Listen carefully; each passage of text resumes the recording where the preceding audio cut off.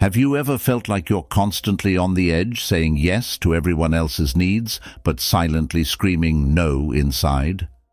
Here's the hard truth. Every single yes you utter out of guilt or fear is a no to your own peace, dreams, and sometimes sanity. Think about it. How many times have you stretched yourself too thin, only to feel invisible, exhausted, and utterly unappreciated? This isn't just about being helpful or kind, it's about losing bits of yourself in the endless pursuit of pleasing everyone else. But here's the good news. It doesn't have to be this way. Today we're diving deep into the art of setting boundaries, the power of a well-placed no, and how these can be the biggest acts of self-love you'll ever commit to. If you're tired of feeling like a doormat and ready to reclaim your life, stick around. This video might just be the wake-up call you didn't know you needed. And hey, while you're here learning how to master the art of saying no to others, how about saying yes to hitting that like button, subscribing and sharing this video? Trust me, watching till the end is the one commitment today that won't exhaust you. And no, fast-forwarding is not the kind of boundary we're setting here. Let's get real for a moment. You know, deep down, we all have this inner battle going on, a tug-of-war between what we feel we ought to do and what we genuinely want to do. It's like there's this voice inside us, whispering, nudging, sometimes even shouting for us to take a step back, to consider our own well-being for once. But then, there's the world, with its endless demands and expectations, pulling us in 1,000 different directions. The ancient Stoics had a word for this inner fortress we're trying to protect. They called it the inner citadel.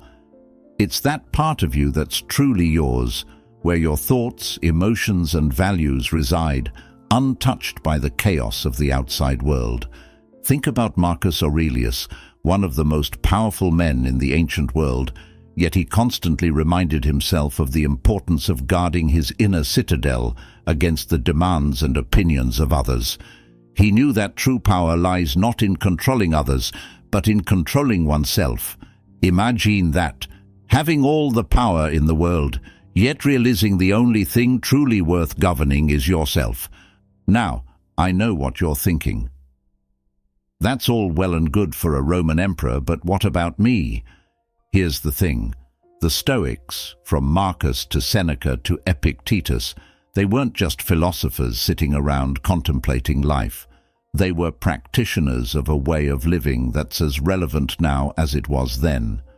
They taught the art of differentiation, knowing what's within our control and what's not.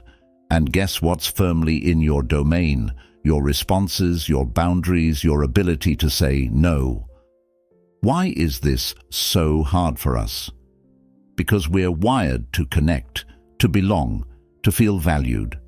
And there's nothing wrong with that.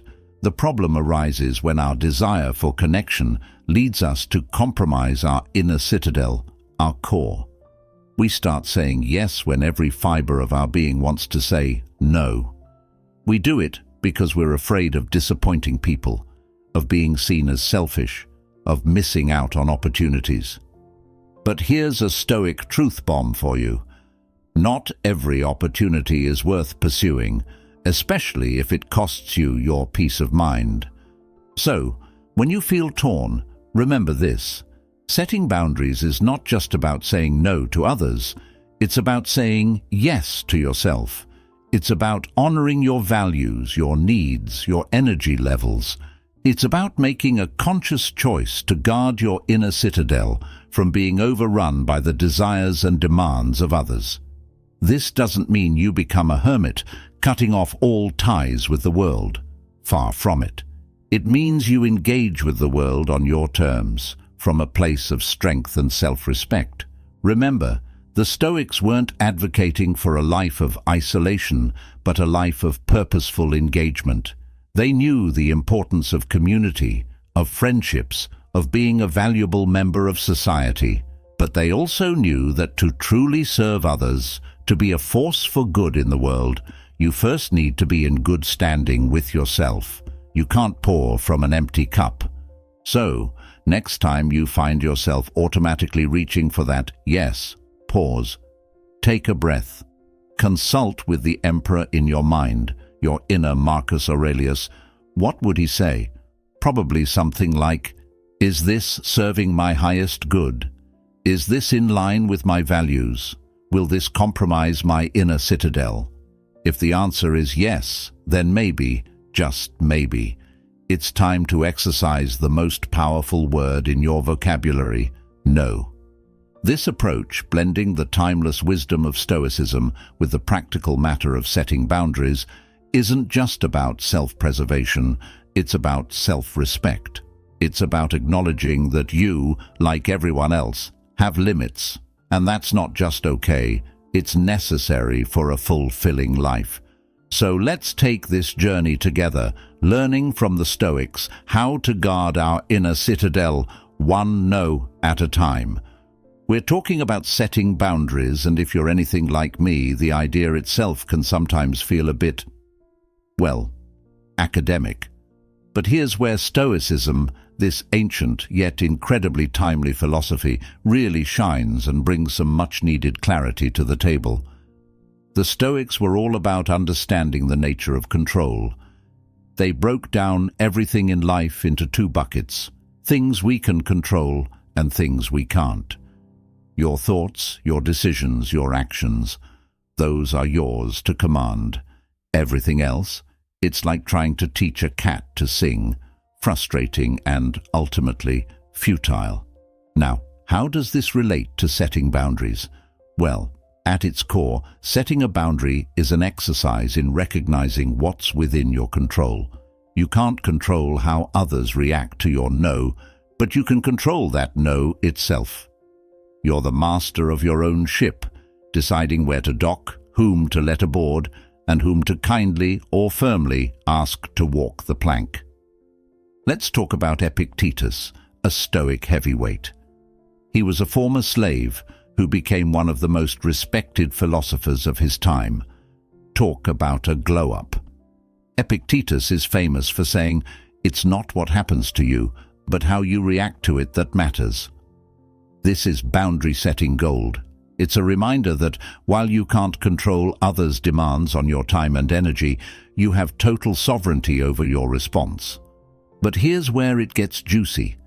The Stoics weren't just about stiff upper lips and enduring hardship.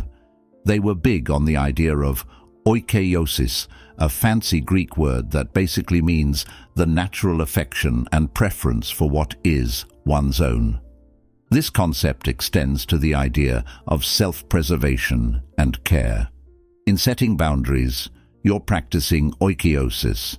You're recognizing what's important to you and taking steps to protect and nurture it. And then there's Marcus Aurelius, a Roman emperor and a Stoic philosopher who wrote extensively about the inner turmoil and external pressures he faced. He constantly reminded himself to focus on what was within his control and to maintain his integrity in the face of external demands. His writings and meditations serve as a personal guide to maintaining one's course in the stormiest of seas.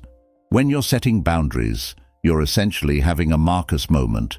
You're affirming your values and choosing actions that align with those values, irrespective of external pressures.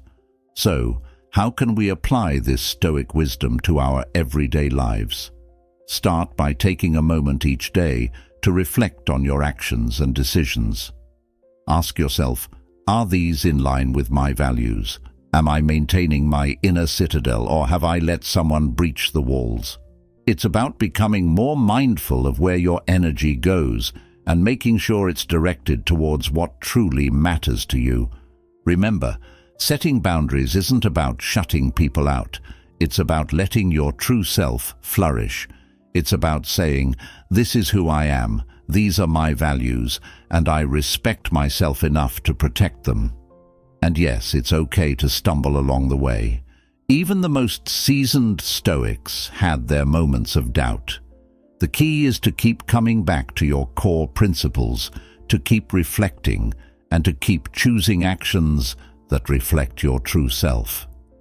By approaching boundary setting with this Stoic mindset, we can navigate our lives with a clearer sense of purpose, ensuring that our actions and interactions are in harmony with our deepest values and principles. It's not just about saying no to others. It's about saying yes to ourselves, to our peace, and to our integrity. All right, let's pivot to something truly empowering. The Stoics had this incredibly powerful concept of amor fati, which translates to love of fate or love of one's fate. It's this radical acceptance of everything that happens to us, not just begrudgingly accepting it, but embracing it, loving it even. Now, before you think I've gone off the deep end, let's apply this to setting boundaries, because, believe it or not, it's deeply relevant. When we start setting boundaries, we're essentially deciding to love our fate. Why? Because each time we set a boundary, we're saying, this is my life, my time, my energy, and I choose how it's spent. It's about taking what life throws at us, be it demands on our time, energy vampires, or unwelcome situations, and responding in a way that aligns with our values and our well-being. But here's where it gets even more empowering. The Stoics, especially Epictetus, talked a lot about the dichotomy of control, about understanding what's in our power and what's not. Setting boundaries? That's in your power. How people react to those boundaries? Not so much. But here's the kicker. It's not about the reaction. It's about your action. It's about standing firm in your values, about respecting yourself enough to say, this is where I draw the line. Let's break this down into something actionable, something you can start applying today. First up, get clear on your values. What's non-negotiable for you? Is it your family time, your mental health, your creative pursuits? Knowing this is like having a compass that always points you back to what's truly important. Next, practice saying no. And I mean really practice. Start small if you need to. It doesn't have to be a flat-out no at first. It can be, let me get back to you, or I'll need to think about that. The key is to give yourself space to decide if this request aligns with your values and your compass. Now, here's a Stoic exercise for you. Envision the worst-case scenario. What's the worst that could happen if you say no? Often we'll find that our fears are more daunting in our minds than in reality. And even if the worst happens, remember Marcus Aurelius's wisdom, you have power over your mind, not outside events. Realize this, and you will find strength. And when you do say no, say it with conviction, but also with kindness. Remember, Stoicism isn't about being unfeeling or cold. It's about acting with reason and virtue. You can assert your boundaries while still expressing care and respect for the other person's needs. Lastly, reflect on your experiences. After you've set a boundary, take a moment to consider how it felt. Were you anxious, relieved, empowered? Reflection is a core Stoic practice, allowing us to learn from every action and every outcome, to grow more resilient and more aligned with our inner citadel. Setting boundaries is an act of courage. It's about loving your fate by taking control of what you can and letting go of what you can't. It's about embracing the freedom to live according to your values, to protect your time, your energy, and your well-being. And remember, every no to something that doesn't serve you is a yes to something that does. So, what will you say yes to today? By weaving Stoic principles into the practice of setting boundaries, we transform what might seem like a series of difficult, uncomfortable decisions into a profound exercise in self-respect, empowerment, and ultimately freedom. It's not just about drawing lines. It's about defining the contours of the life you wish to lead, guided by wisdom that has stood the test of centuries. Okay, now we're getting to the heart of our journey together. and I genuinely want to bring you into this conversation. This isn't just me talking at you. It's us exploring these ideas together, side by side, like two friends delving into the depths of what it means to live a good life, guided by the stars of Stoicism. So here's a thought I want to share, inspired by the Stoics, and then I really want to hear from you. Seneca, another heavyweight of Stoicism, once said, "We suffer more often in imagination than in reality." How many times have we held back from setting a boundary or saying no because we imagined the worst possible outcomes? Too many, right? But here's the thing. When we actually step up and assert ourselves, the fallout is often far less severe than we feared. Sometimes the response is even positive. It turns out that people respect us more when we respect ourselves. Who knew? Now, I want to turn the floor over to you. I want you to think about a time when you anticipated the worst after setting a boundary or saying no, but the outcome was surprisingly okay, or even better than okay. Share your story in the comments. Let's debunk the myth that setting boundaries always leads to disaster. Let's remind each other that more often than not, it leads to respect, understanding, and healthier relationships. And here's another angle, deeply rooted in Stoicism, that I'm curious to get your take on. Marcus Aurelius often reflected on the idea that external events are neutral. It's our perceptions that give them positive or negative value.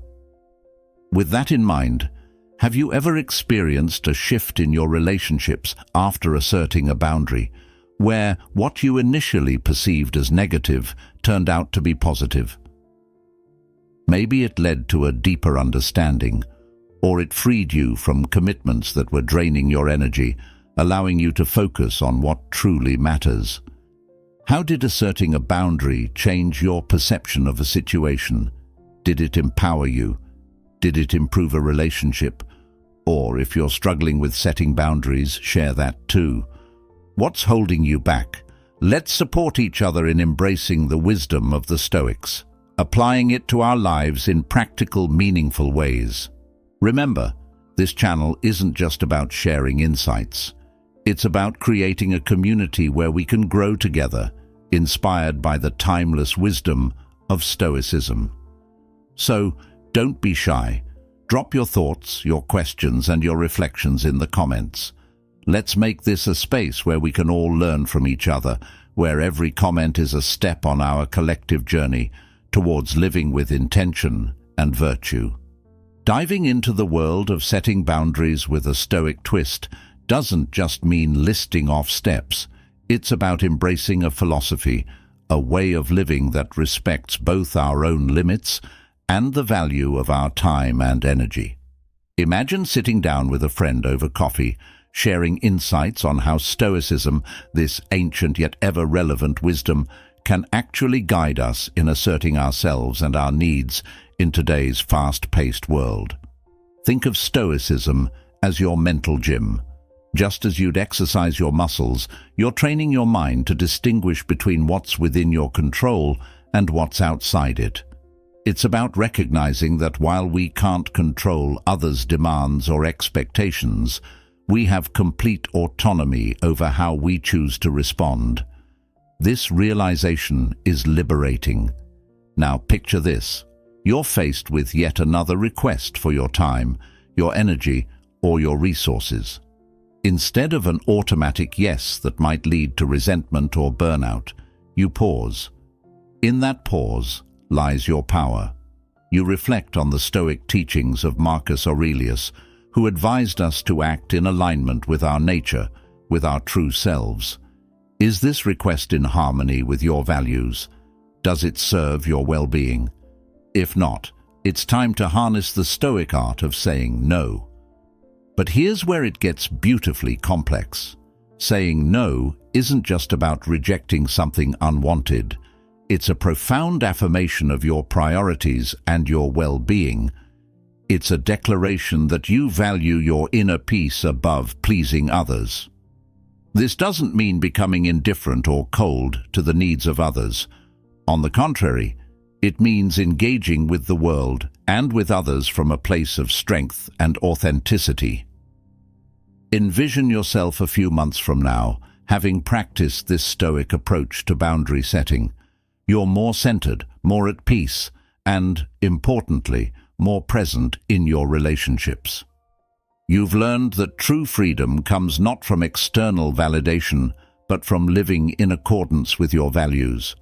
Your interactions are more meaningful because when you say yes, it's wholehearted and genuine. This journey of setting boundaries, inspired by Stoic wisdom, is not about isolating ourselves, but about refining our interactions with the world to be more intentional and fulfilling.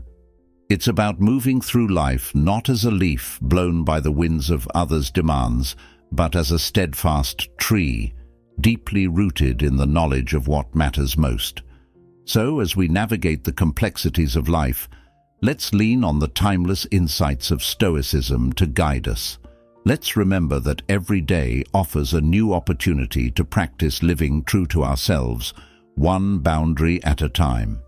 And in doing so, we not only honor our own needs and values, but we also enrich our relationships with others, offering the best of ourselves by ensuring we're not spread too thin.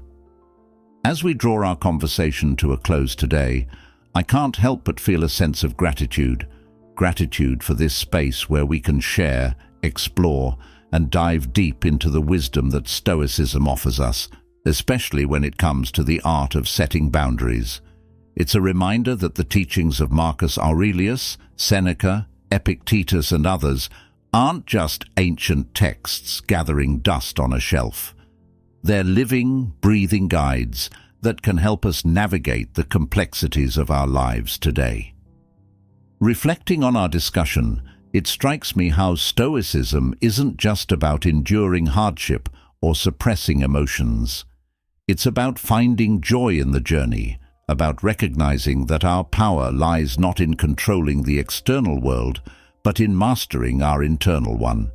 It's about understanding that saying no to others can sometimes be the most profound way of saying yes to ourselves.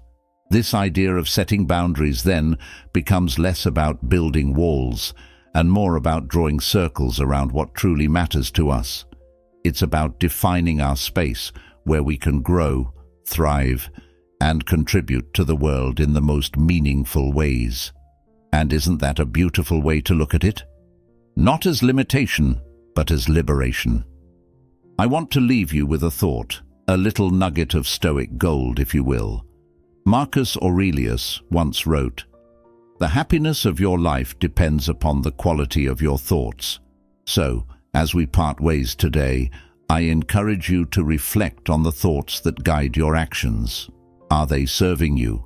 Are they aligned with the values you hold dear? This reflection is the first step in setting boundaries that aren't just protective, but are also profoundly empowering. Remember, the journey we're on isn't about becoming someone new.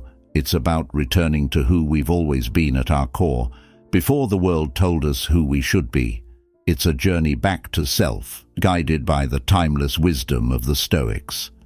And what a journey it is, fraught with challenges, yes, but also filled with growth, learning, and a deepening sense of peace and fulfillment. Before you click away, if this conversation has sparked a flame within you, I invite you to dive deeper into the world of Stoicism and its application in our daily lives. There's a playlist on the screen now, a collection of discussions, reflections, and guides designed to accompany you on this path of discovery. Click on it, and let's continue this journey together, exploring how ancient wisdom can illuminate our modern lives. Thank you for sharing this moment with me. Until we meet again, may your days be filled with purpose, peace, and the courage to set boundaries that honor your true self.